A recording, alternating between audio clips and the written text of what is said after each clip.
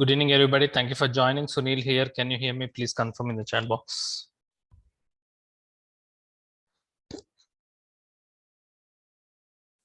Thank you. Thank you very much. Let's stop the chat. Okay. Okay. In this session, we are moving on to next tool called as Nagios. We are moving on to next tool called as Nagios. In this session, we'll understand what is Nagios. And we'll also experience how can we install Nagios. If required, we should be in a position to install Nagios. Not just installing Nagios, we'll also learn how can we add missions to Nagios servers. So this is our topics for the today's session. First point, what is Nagios? If anybody asks you what is Nagios, your answer should be Nagios is a monitoring tool. You're right, Nagios is a monitoring tool.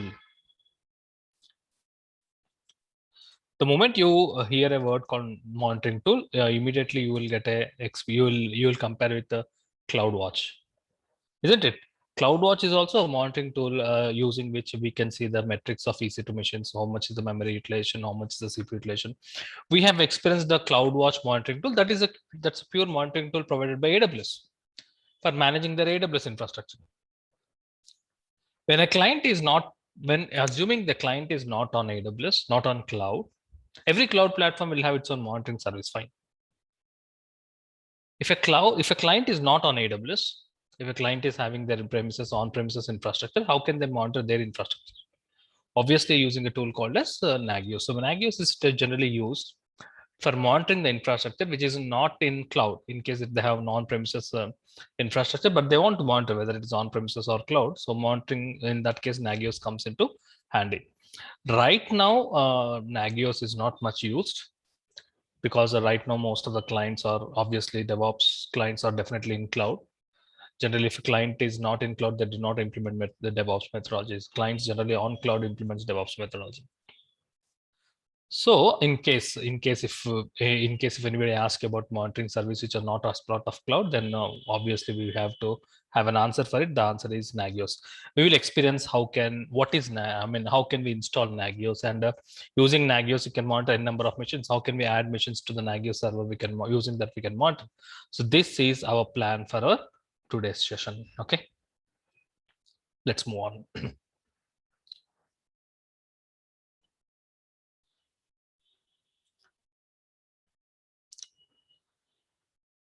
Nagios is a monitoring tool, as we have just discussed. Use it to know the metrics like CPU utilization, RAM utilization, network packets, network bandwidths, disk read operations, disk write operations. A lot of metrics we can also monitor it using the tool called as Nagios.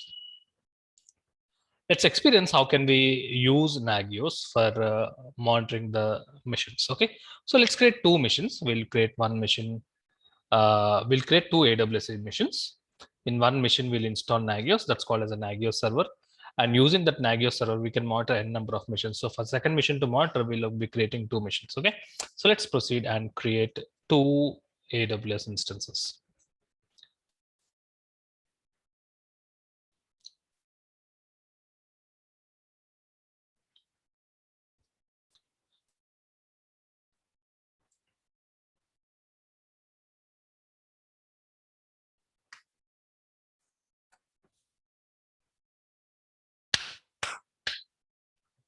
Launch instances. I go with Ubuntu machines, 18 version. T2 micro, obviously, number of instances 2.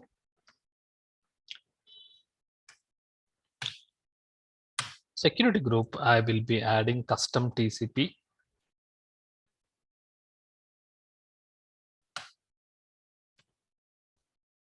HTTP.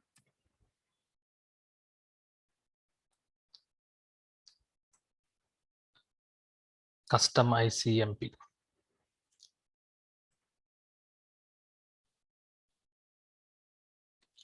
Okay.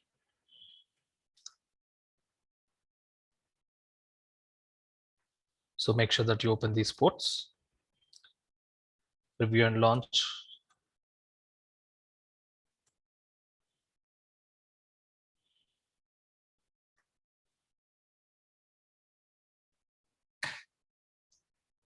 Review and launch. Click on launch. Create a new key pair. Any name, I'm writing it as Nagios key pair with today's date 20.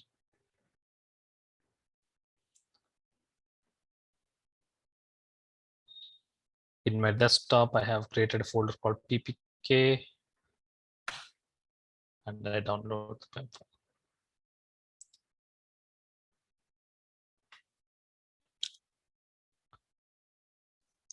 Instances are now launching. Scroll down, look at the instances. We have created 2 instances. Fine. One machine, I will be installing Nagios. Okay, let's wait for the machine to get started. In the first machine, I will install Nagios. So I name it as Nagios server.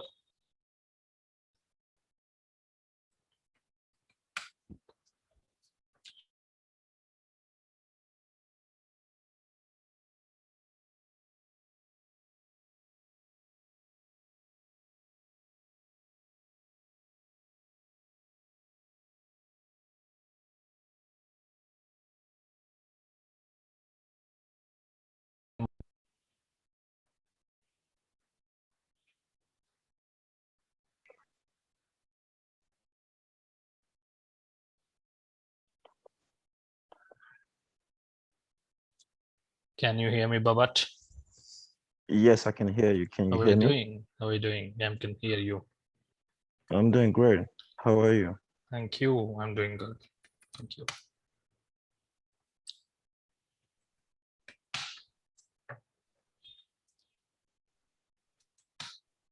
That's it.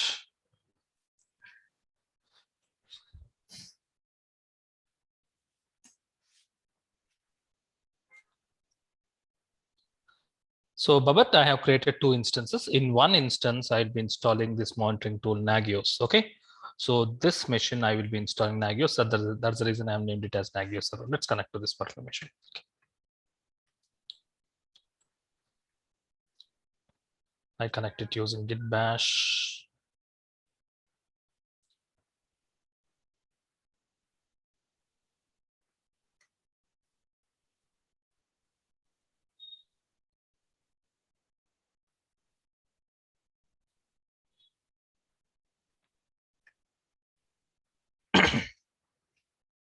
Connected.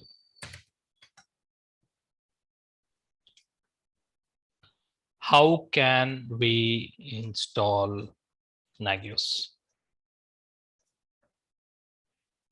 First, update the repository.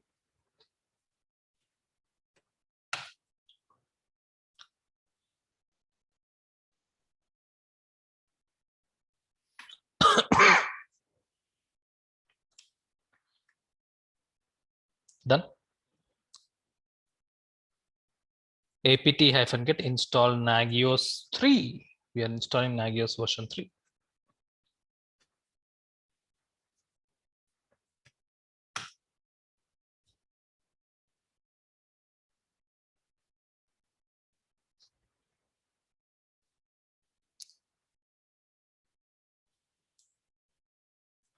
Just click on tab.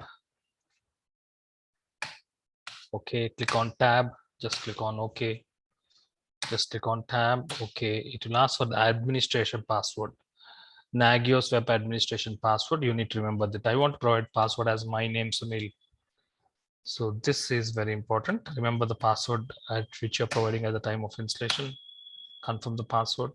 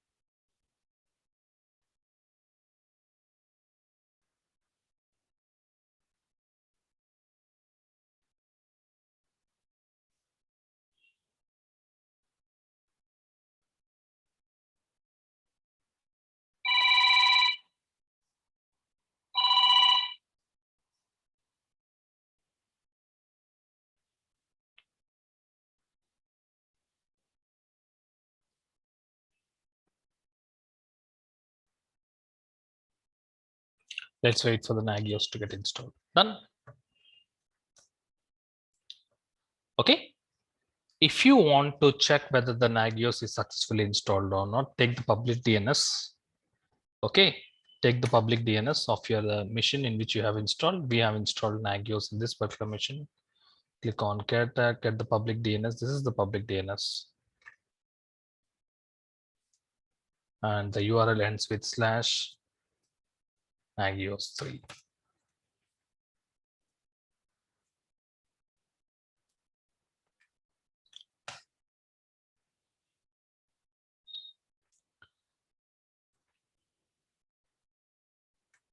It is asking for the details. Anuj, you remember the password which you have given at the time of Sunil. installation? That is Sunil, right?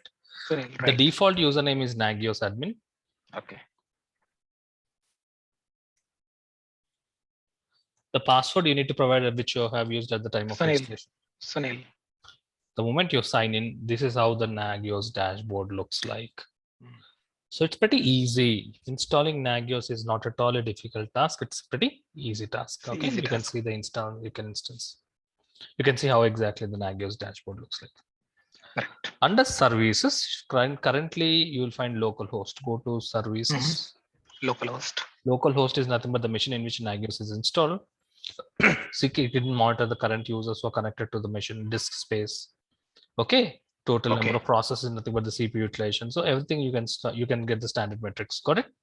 Right. So of this particular current machine in which you have installed. Okay, so the point of Nagios is not only in this machine, it should monitor the rest of all the servers. Like client is having Correct. some 100 missions. Right. Client may have 1, 2, 3, 4 n number of missions. What we have done, we have now exclusively created one mission. We have named it as Nagios server. Nagios. Okay? Now, this is the purpose of the Nagios server is to monitor the rest of all the missions, isn't it? How Correct. can we monitor other missions? For that purpose only, we have created altogether a new EC2 mission, isn't it? Correct. We have this mission. So we'll now understand. We'll now understand how can we monitor this particular server one, or can be a number of servers using the Nagios server. Okay. To add the remote servers to the Nagios, if you want to add a number of missions to the Nagios server, you need to do some configurations. You need to do some configurations. There is a file called as nagios.cfg. CFG stands for configuration file, which is available in the Nagios 3 directory. Check underscore external commands by default value will be 0. You should change it to 1. This is the first configuration you have to do it. Okay. On the client machine? Not on the client machine, on the machine in which we have installed Nagios. Nagios. Okay. So this machine we have installed Nagios. So I go to that particular location.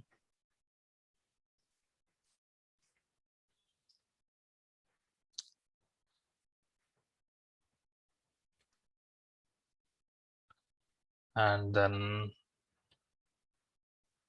scroll down.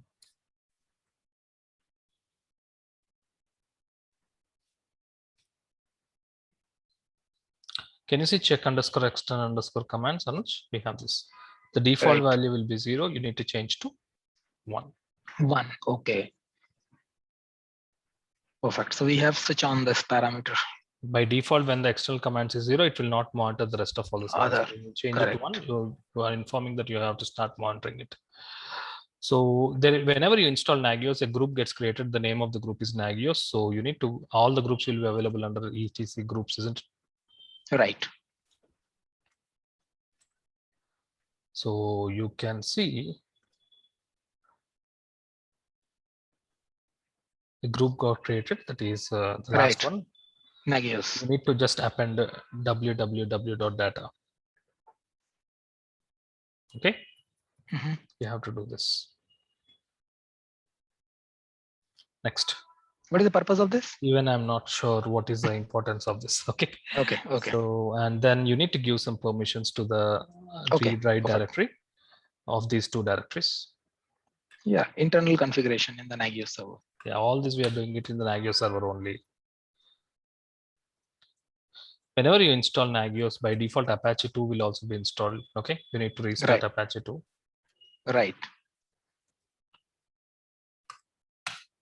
You need to restart Nagios 3. That's it. These are the configurations you need to do it. It's a one-time action. Done. That's it. Okay. So first what we have done, we have installed Nagios. It's pretty easy activity. And then we have done some configurations, one-time configurations.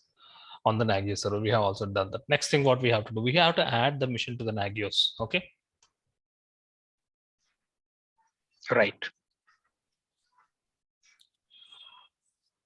Anuj, how many missions you are planning to add? We right now we have only one. One mission. Okay. You want to add one mission as of now. But I would like to ask, is there any limitation? No limitation. Okay. Nagios supports a number of missions. There's no limitation. Perfect. Now, as of now, we are learning how can we add one mission to the Nagios server. All the configuration files of Nagios will be available in Nagios 3 under config.d directory. I want to go to this particular directory.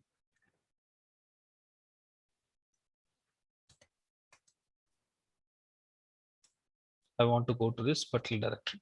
In this directory, you have a lot of configuration files, CFG. You can see a lot of configuration files. Right, right. So in this location, I will be creating a new configuration file. Okay. I'll be creating a new configuration file. Look at this, Anuj. What is the name of the configuration file I'm writing? Server1.cfg. It need not be always server1.cfg. It can be your name also, anuj.cfg. It can be my name. Perfect. Configuration file name can be anything. Right. This configuration file should contain the information about the IP address in which machine, which EC2 machine you are planning to monitor. Perfect. Just like etc host file. Exactly. So in the Google, I have searched for how can we add the remote servers. So I got this very good information from the Urban Penguin website.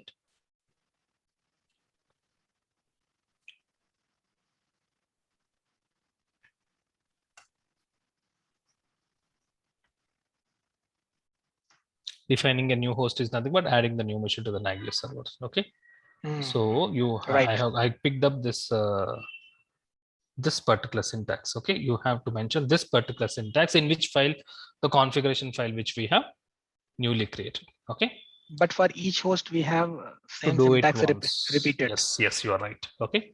Oh, it's not a single entry just like in etc host file. No. Every server we should have one configuration file.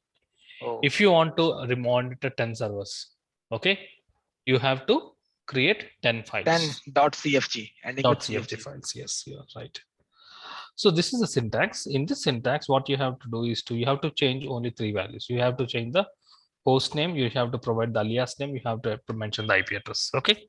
Right. Host name will be the DNS name of the machine which you're planning to monitor. Right.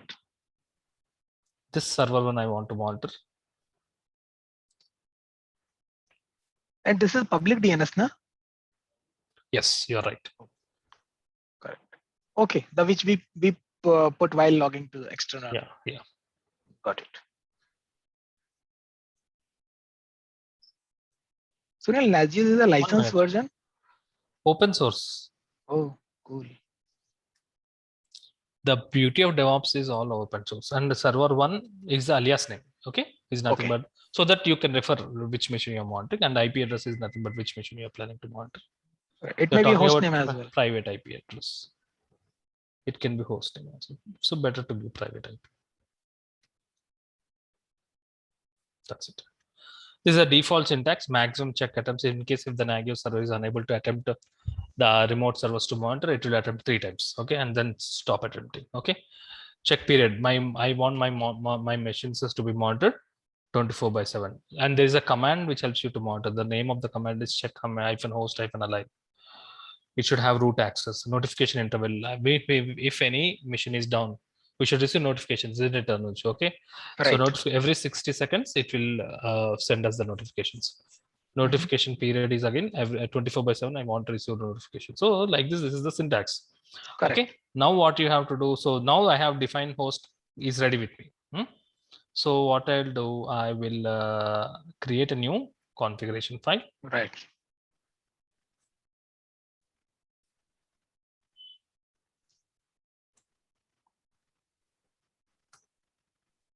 Go to insert mode.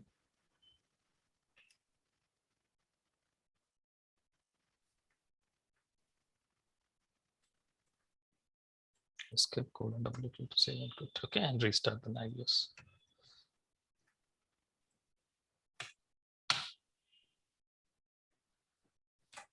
As you have restarted Nagios, now go to Nagios homepage. You can see disk space is critical. Why, Anuj? Right. Because my client, EC2 machines comes with only 8 GB storage, right? 8 GB is very Right. less. right. So it is already identified that the disk space is But critical. Sunil, why we did not have this kind of alert when Nagios server was startup? Because it also monitors This is itself, right? Nagios servers only. This is not the new machine which you added. This Okay. is local host. Hmm. It will take some time to give you the report. Immediately, it will not give you the report. Okay. Okay. Okay. Initially, these were not this is not highlighted. the new machine which you have highlighted. So you can see Got it. 3500 MB is Got free. it. That means 3.5 GB is free. That's the reason it is giving you an alert. Now the new machines where we can see it. Okay. When under the host groups, you can see this is the new machine which you have added. Okay. Right. Right. Okay. When you click on this, you get the alerts. Right now, it will take some time to get updated. Okay. Okay. Okay. So like this, you can have a number of machines. By where is it? Host groups. You can see the host. Okay. Clear? Like Okay. this, you can get the remote machines to monitor. So like this, tradition, not now. This was very frequently used when before the cloud era, Anuj. Okay, so now the cloud era, now all the clients are moving to cloud. So the cloud comes with a default monitoring tool, isn't it, Anuj? Like CloudWatch. CloudWatch. Similar to CloudWatch. every Azure is also having their own monitoring service, and GCP is also obviously every cloud will have their monitoring But service. they But might not be free. They might not be free, Sunil. yeah, they might not be free. So if that case, they can also use this one also along with that. They can Okay. create a cloud instance and have this kind of Have that. save license cost. You are right. Sunil, one thing, if this monitoring tool, does it maintain some kind of logs? Yeah, it maintains a lot of logs. Okay. And The, we need to also send email configurations and all this. Okay, I'm not sure where I have never worked on this kind of okay, cool. on-premises But monitoring is it, tools, will it also but have it has all the send us? features, exclusive features. We have all the Okay. features. Okay, Will that's it why be we do it. sending email notification and Alerts. Yes, alerts? you're right. Okay.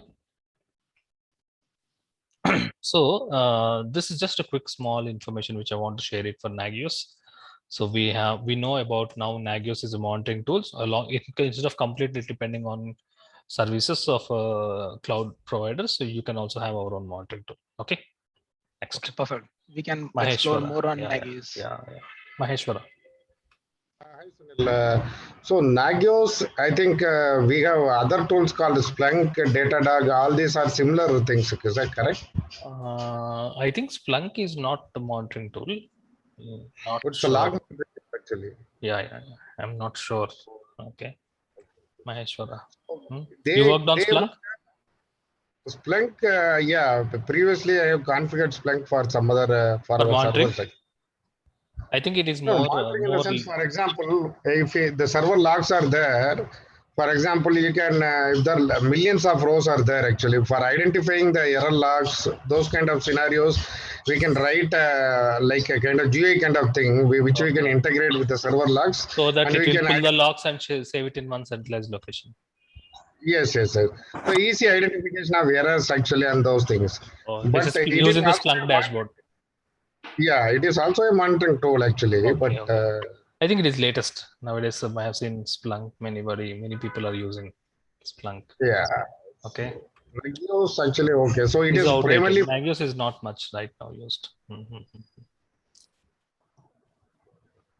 Okay, Maheshwara. okay. Now let's move on to next tool that is one of the most important tools that is called as Kubernetes. Okay. Before we move, Yes. last question. So Nagios further configuration could be done from this graphics dashboard, or we have to Whenever go and further modify? configurations is nothing but you're talking about if you want to add second server. No, not second server. Modify some more parameters. Yeah. To All this can be monitor done by using dashboard. You don't need to do it from the backend. Perfect. Thank you, Sunil. Please move. Neelakanda. Hi, sir. That Nagio 3 represent of version name, sir. Yes, Nagios version 3. Okay, sir. Thank you. See 3.5.1. Okay. Yeah. Okay, sir. Okay. Thank you. Okay.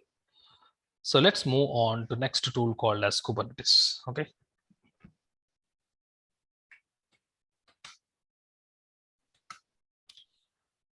Anuj, if anybody asks you what is Kubernetes, what will be your answer? I don't know. My answer would be It's pretty I don't know. popular. Mhm. So that's why I'm not leaving any sessions, Sunil. But I'm, what is Kubernetes? it's Docker orchestration, I hope. To be honest, I have no idea Oh myself. God. It's Docker orchestration, right? Oh my God, there is no concept of Docker orchestration. It is container orchestration. I'm so sorry, container. I was about to say container. By mistake, I said Docker, right? If anybody asks you what is Kubernetes, simple, straightforward answer. Kubernetes is a container orchestration tool. Can you give me one example of container orchestration tool other than Kubernetes? Bhavat? Example of a container orchestration. One example of container orchestration is Kubernetes. Any other example of container orchestration? Yes, Vasant. Docker Swarm. Yes, you are right. Docker Swarm. We have learned it, my Docker dear Swarm. friends. Oh, I said when you're learning about Swarm, I said orchestration tool. right, Isn't right. it? What are the that's right. advantages? Anuj, what are the advantages of orchestration tool? Orchestration makes it pretty load balancing is done very quickly, and it have one master and multiple slave nodes, and Load they can balancing. load balancing. Advantages of orchestration tool is load balancing. Load balancing, right? And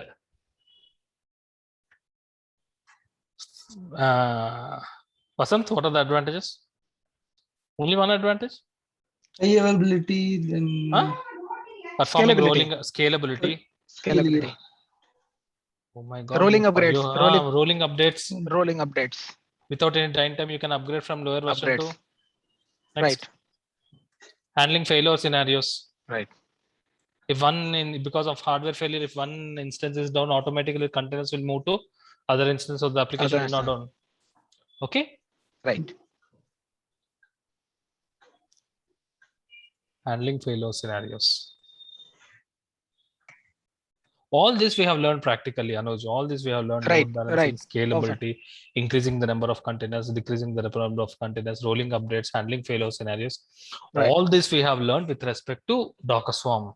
Right. Now we are learning all this with respect to Kubernetes. Kubernetes is also comes under orchestration tool, container orchestration tool. So whatever the advantages we have experienced in Docker Swarm, the same advantages we are now experiencing in Kubernetes. Kubernetes is more widely used when compared to Swarm. Okay, Kubernetes is having specific, is more powerful when compared to Swarm. So let's So get Sunil, into. so Sunil, that means Docker and Kubernetes, they are kind of providing a similar kind of function. Maybe Kubernetes may be more functional. Is it?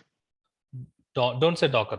Oh, Docker Swarm. Swarm. I'm so sorry. I'm so sorry. Yes, Docker is not an orchestration tool. Docker is a pure containerization tool. That's all. Container. Okay, so that means Docker is a containerization tool. Docker Swarm is container orchestration tool. Okay. And similar to container orchestration, Docker Swarm, we have Kubernetes. But background, they both are orchestrating Docker. You're right. You're right. I'm coming to that background. Okay. Background, every orchestration tool needs a containerization tool. In both the tools, as of now, both of the tools are using Docker as a container orchestration. Okay. Right. Perfect. Any questions, Rajagopalan? No, sir, nothing, sir. Okay. Yeah.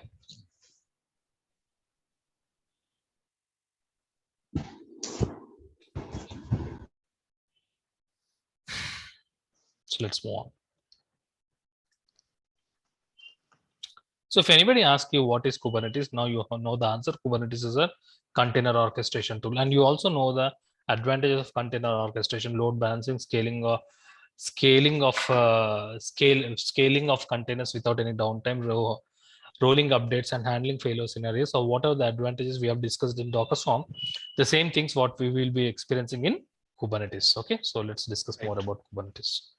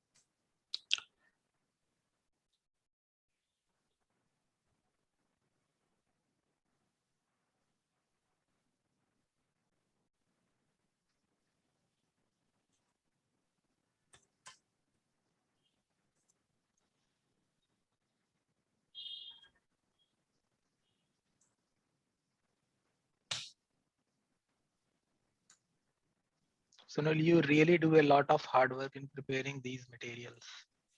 You prepare line by line. Perfect.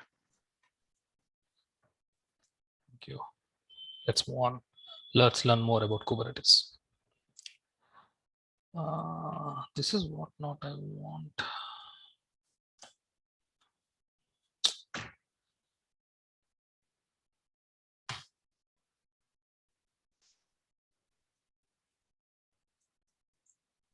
One minute, I am looking for some other material.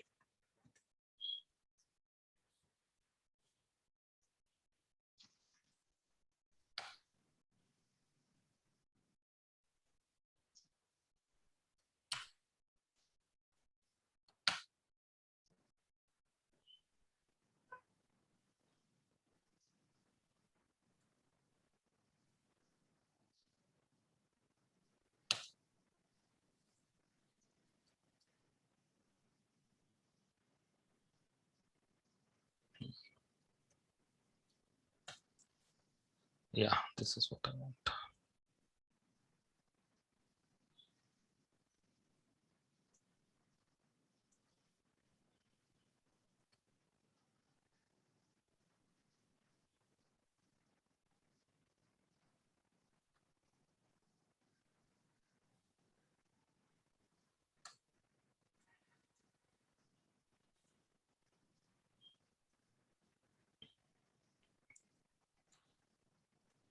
Who created Kubernetes? Google has created this orchestration tool, Kubernetes. So Google has created this tool, Kubernetes. It's an open source tool.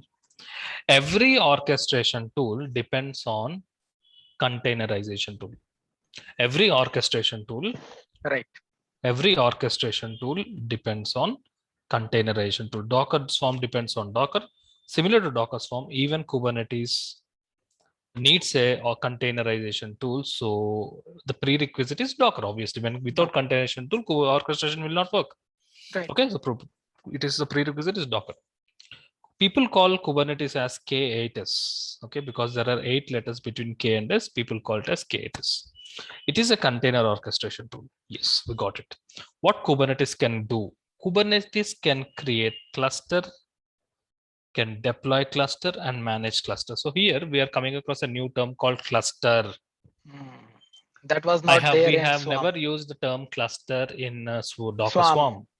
Right. Whenever in the interview they are referring as cluster, that means you have next second you have to understand that he is expecting something from Kubernetes. Otherwise, they will not use a term called cluster. So you in Kubernetes, what we'll do, we'll create a cluster and we'll manage clusters. Okay. What is cluster? We'll see it soon. By using Kubernetes, what we do, we can form a cluster. We'll see practically how to form a cluster. Kubernetes schedules, runs, manage isolated containers. Finally, it manages the containers. Every orchestration tool manages the containers. Convert isolated containers running on a different hardware into a cluster. We'll see this practically. Don't worry. If you want to practice Kubernetes on AWS, we have a service called as EKS. You can practice Kubernetes on AWS. If you want to practice Kubernetes on AWS, we have an exclusive service called as Elastic Kubernetes Service, using which you can practice Kubernetes on AWS. The features of Kubernetes, in other words, the advantages of Kubernetes is orchestration, auto scaling, auto healing, load balancing, rollback. The same thing which we have discussed here in the previous example, orchestration. Clustering any number of containers on a different hardware. This is called as, it's nothing but running infrastructure on distributed environment. Right. They have given a terminology called orchestration. Docker Swarm, running containers on distributed environment is orchestration. The same thing what we have done is orchestration. Okay. Auto scaling. So we have scaling. We have in Docker Swarm we have learned about scaling, right? Auto scaling. The same thing is called as auto scaling. Auto healing. Auto healing is something like handling failure scenarios in Docker Swarm. Here we name it as auto healing. When new containers will be created on place of crashed containers. Remember, whenever we stop a particular container, automatically new containers gets created. At any point of time, the desired state, the actual state matches the desired so that's state. called as auto healing feature. Right. Load balancing, as we already know it, the load gets distributed into multiple hardwares. Okay, and rolling back, you can go to previous version. So whatever the same advantages we have experienced in Swarm, we'll also experience it in Kubernetes. Okay. So explicit to that Docker Swarm, we have new feature called cluster. That is the only difference. Cluster is not Majorly. a feature. Cluster is not a feature. Cluster is before going ahead to explain about the cluster, the next I got it. yeah. I understood. The next image, what I'm showing you is an image of cluster. Before showing you an image of a cluster in Docker Swarm, Anuj, what we had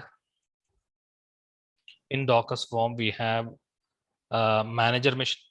Agree? Right. Manager mission, worker 1, worker 2, worker 3, worker 3. Okay. In all the 4 missions, we installed Docker. That is first. Docker, right. And only in one mission we have installed extra component that is called a Swarm. Swarm. The mission in which Swarm is installed, it's called as a manager mission. Manager mission. Manager mission. The moment you install Swarm, it generates a token command. That token command we have copied. And we have executed the token command in server worker 1, worker 2, worker 3. The moment you run the command, what you got a response saying that this node has added to manager, this node has added to the manager, this node has a manager. This combination of manager and worker missions in Kubernetes, they call it as cluster. Okay. In Swarm, there's no terminology. In Kubernetes, they name it as cluster. Cluster is nothing but combination of manager mission and worker missions when you want to compare with the Swarm. So cluster is not a feature. It's the terminology where they have given for the infrastructure. Thank you, Sunil. I was comparing this with a normal cluster in which same instances are running on one node. And so Kubernetes architecture, you can see now. I want to show you an example of a cluster.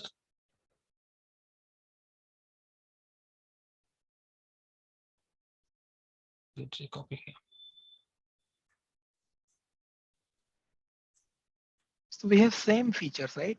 No difference. That's why they both are under the same category orchestration. Okay. I was comparing this cluster with our traditional clusters. No. This is a Kubernetes architecture. Okay. This is a Kubernetes architecture. So let's try to understand it is what. Let's understand each and every component. A cluster is a combination of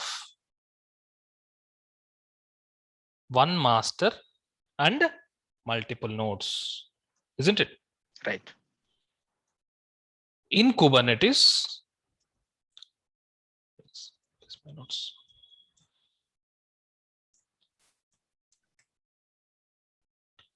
In Kubernetes,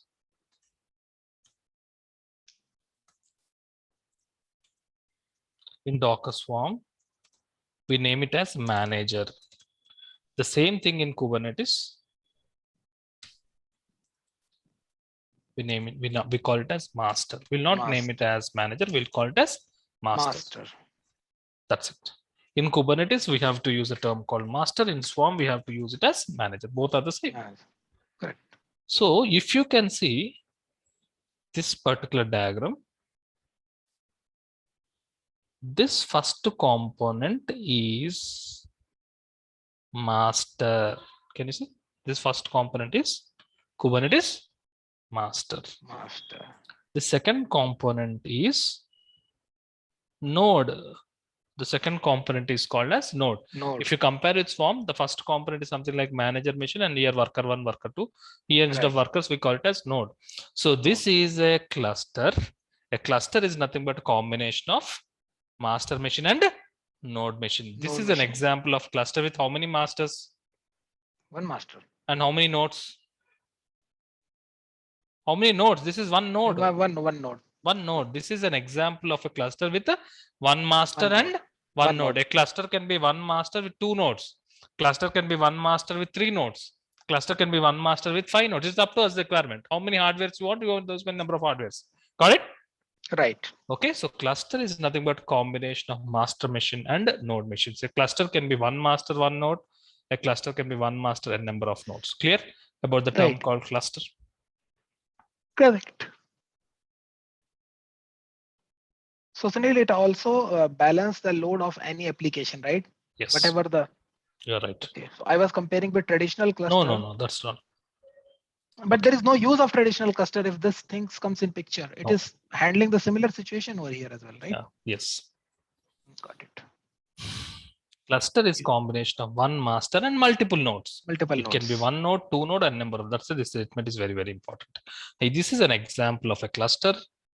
What I have shown is an example of a cluster with one master and one node. Okay. Correct. Any questions? Theory is also very, very important. This is you can have to project it. Yes, Balaji. Yeah, hi, Shri. Yes, Balaji. You said that Docker Swarm and Kubernetes are same. Yes. So Is it's there both any are orchestration tools. Yeah, any drawback from the Docker Swarm so that we can come to Kubernetes? Yes, the Kubernetes is having one advantage with respect to Docker Swarm. Okay. The advantage is Balaji. Yeah, yeah. Sir. In Docker Swarm, every orchestration tool should depend on containerization tool. Agree? Yeah.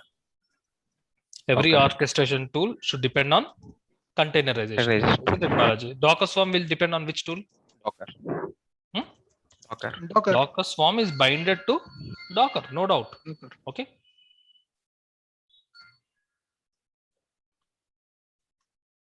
Kubernetes is also orchestration tool. Kubernetes uses which containerization tool? Docker. Balaji. As of now, it is Docker. Okay. Because 95% of the orchestration market is captured by Docker. Docker. In future, if one more containerization tool comes, some XYZ containerization tool comes, that containerization tool can also use Kubernetes. Kubernetes is not strongly binded to Docker. Okay. Okay. Docker Swarm is having no option. It should go with Docker only. Whereas Kubernetes, as of now, it is going with Docker. It's not mandatory that it go with Docker. In future, if some other containerization tool comes, it is having more advantage than Docker. Then Kubernetes can be used as is other or containerization tool for orchestration features. Got it? It's not strongly binded to Docker. Yeah. Okay. It can use some other containerization tools. Clear, Balaji? Yeah. Got it. This is the main important advantage of Kubernetes when compared to Docker Swarm. Next, very important. Till now, we have never used a term called pod. Till now, in our training, I have never used a term called pod. In this, now I am using a term called pod. Okay. Pod is an atomic unit. Atomic unit is nothing but the smallest unit of deployment in Kubernetes. What does that mean? You have to understand this statement. Balaji, yes, tell me whether this statement is correct or not. Kubernetes can create container. True or false? False. You are right. Kubernetes cannot create container because it's not a containerization tool. Yeah. So which can create container? Docker can create. Docker can create container. Fine, very good. If it cannot create container, what it can create? It can create pod. Okay. What Kubernetes can create? It can create many objects, but the smallest object I'm talking about, the tiniest object. To learn Kubernetes, the first thing we start is pod. So whenever it creates a pod, what Kubernetes can create? What Kubernetes can create is Kubernetes can create a pod. So that's why it is smallest unit, atomic unit. Kubernetes can create more than pod. There are many other objects what Kubernetes create, but I don't want to confuse you. The smallest object what Kubernetes can create is pod. Okay, like minimum thing it can create pod. Minimum thing what it can create is pod.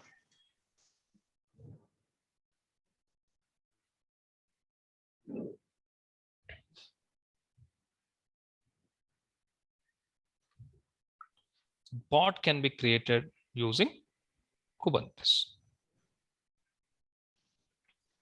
Agree, Balaji? Yes. Finally, what does pod contains? You don't need to doubt on it. Always pod contains container. Yes.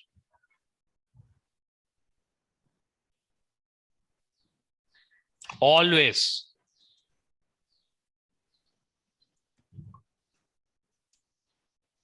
And this container can be created using containerization tool. So for our case, in our context, it is Docker.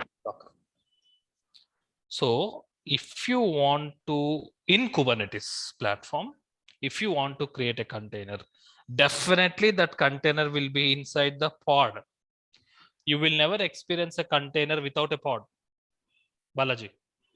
Yeah. You will never experience a container without a pod. In Kubernetes, every container will be definitely inside a pod, guaranteed.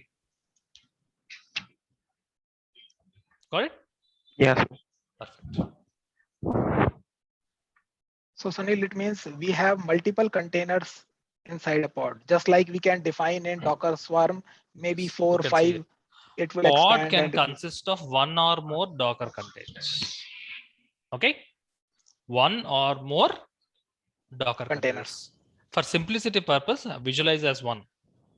Pod equal to container. Generally, for simplicity purpose, look at this equation. Pod equal to container. Generally, there will be one pod. Inside one pod, there will be one container. But technically, one pod can have multiple containers. Clear, Anush? right. Pod runs in node. What is node? In the orchestration, Employee. we have Balaji. We have discussed about architecture. We have created. This is a cluster. Yeah. Absolutely. With Kubernetes master and Kubernetes node. So when we are creating pod, you have to understand that pod will always run it on Node. Pod always runs on node. Pod never will run it on master machine. It always runs on node. That means master will not take the load in Kubernetes, Balaji. Yeah. In Kubernetes, master will not take the load. Load is Only. always taken by nodes only.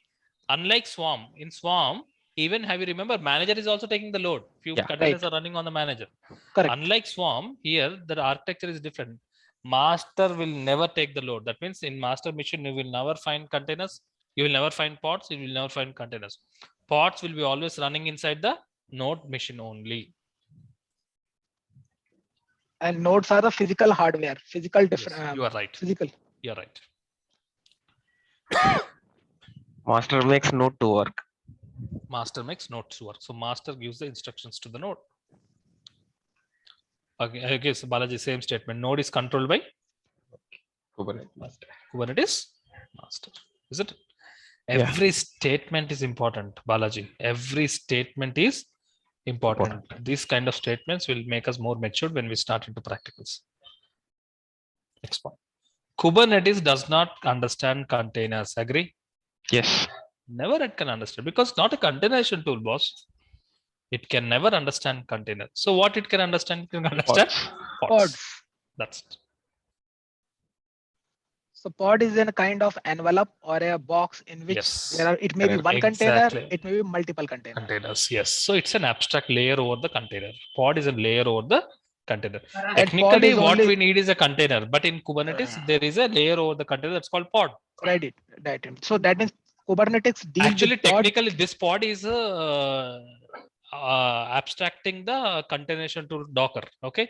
Got it. So technically, that's the reason behind. So this. Kubernetes only understands pod, Pod. and pod manage containers. Yes, So by taking help of, with the help of Docker. Docker. So that means it is in the Kubernetes is indirectly managing containers Using Docker. using Docker, right? In this diagram, we have seen one master and one node.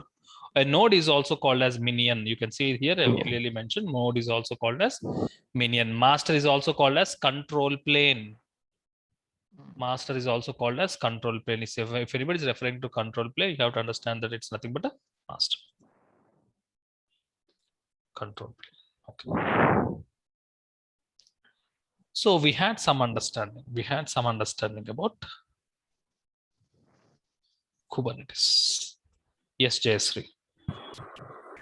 Sir, Yes. sir, POD any abbreviation is there? No abbreviation.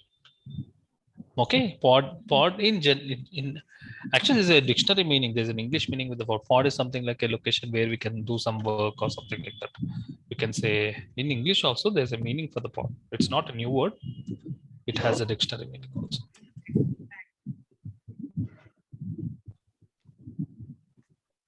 So Sunil, one question that was even creating a doubt before. One This particular master goes down, what would happen? I'll answer you. Okay. We have not started practicals, right? Okay.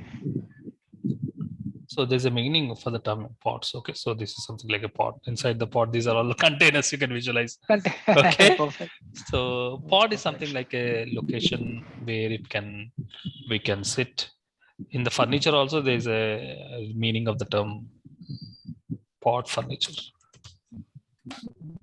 where we can sit and reside and we can do some works. These are called as pods. Okay. Even that circle in which in Diwali Mela data are also pods in which we sit and you can visualize pod is some activities is going on. That's called as a pod. Okay.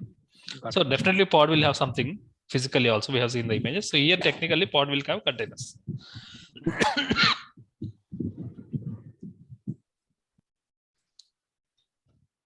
Yes, Babat. So I have a quick question regarding open source. So I've come across that terminology, and I still don't understand it based on the fact that like my background is not really IT. Open source is, if you want to use a particular tool, you don't need to buy license. It is free, in other words. Okay. Linux is an open source operating system, so Linux is free. Okay. But MySQL is open source database. That means if you want to use MySQL for your business purpose also, you can use it for free.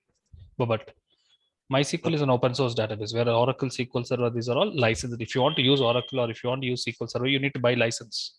Okay. From Microsoft, if you want to use SQL Server. Okay. If you want to use Oracle, you have to buy license. If you want to use MySQL for your business, you don't need to use, you don't need to buy license. Any product which does not need any license is open source. Okay. Got it. Thank you. And you can customize it according to your requirement also. Okay. Oh, yeah, that makes sense. Okay. The next thing what we have to discuss is about, we had understanding about architecture of Kubernetes. The next thing what we have to discuss is about each and every component of Kubernetes: kube scheduler, controller manager, etcd. What is kubelet? What is kube proxy? What is container engine? What is API server? So we have to understand each and every component of Kubernetes architecture before getting into the practicals. That we will discuss it in a tomorrow session. So tomorrow we'll discuss about individual components of Kubernetes architecture, and then we will be jumping into the practicals of Kubernetes in tomorrow session. Okay, Balaji. Yeah. Okay. Thanks for the section. Thank you. Any questions? Babat, anything more?